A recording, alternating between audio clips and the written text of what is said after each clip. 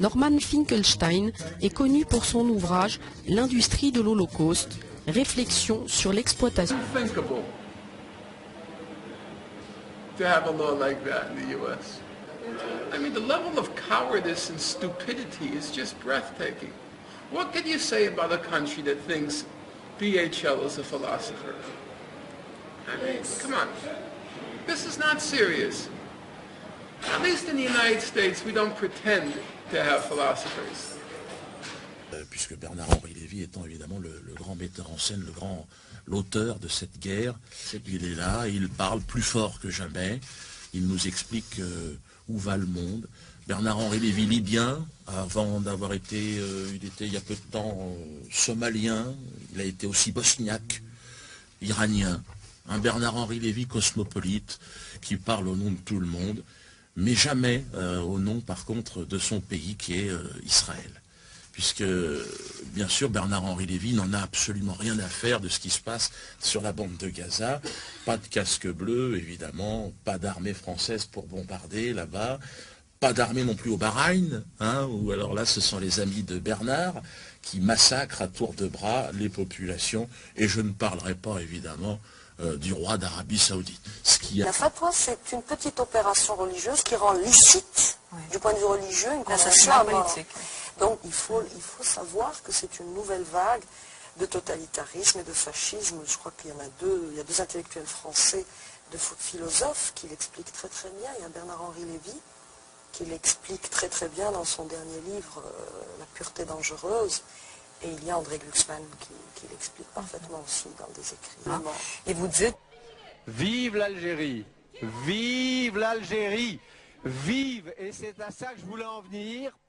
Je pense que lorsque l'Algérie se décidera, comme la France, à penser son passé, eh bien je pense qu'elle sera mûre pour cet événement que j'appelle de tous mes voeux, qui est le vrai avenir de la révolution algérienne, qui est la vraie suite de cette guerre d'indépendance juste que vous avez menée, et qui sera la victoire de la démocratie et qui sera le printemps algérien. Moi, ce que je souhaite, en tant que Français, et en tant que Français lié par toutes les fibres que je vous ai dites à l'Algérie, ce que je souhaite, c'est que le travail de mémoire, le travail de discussion politique, le retour sur soi permettent que l'Algérie rejoigne, mais avec une maturité bien plus grande, avec une culture politique immense et incomparable dans la région, qu'elle rejoigne le grand mouvement des printemps arabes, par rapport auquel, pour l'heure, la grande Algérie, qui a montré la voie, de l'honneur et de la justice, me semble être inexplicablement en retard. Voilà ce que nous pensons. Autre chose, et je vous le dis, c'est bien d'échanger et de se dire les choses. Eh bien, moi, je ne crois pas que brusquement la France et les forces de l'OTAN ont décidé d'aller aider le peuple libyen. Ce que je crois, c'est qu'il n'était plus que Kadhafi qui a été couvert pendant 40 ans. Ceux qui ont souffert de Kadhafi, c'est quand même son peuple. C'était un tyran. Vous savez, l'Algérie, nous n'avons jamais eu de très bons rapports. Nous avons eu beaucoup de problèmes avec Kadhafi. Ce que je crois, j'ai peut-être tort, c'est les lectures que nous faisons. Nous n'avons pas accès à des informations que peut-être M. Bernard-Henri Lévy a. Moi, ce que nous croyons, c'est que l'OTAN a décidé d'intervenir parce que le pouvoir de Kadhafi ne répondait plus à ses intérêts et qu'il fallait faire tomber le régime de Kadhafi. My question is to Mr. Levy. how do we choose between moral and realpolitik? Let's say that we are in September and we have elections in Egypt. And let's presume that the Muslim Brotherhood gain and win the majority places in the parliament. What will be your position? Will you accept the idea that the military regime in Egypt have to prevent the Muslim Brotherhood of taking the power in Egypt, like it happened in Algeria?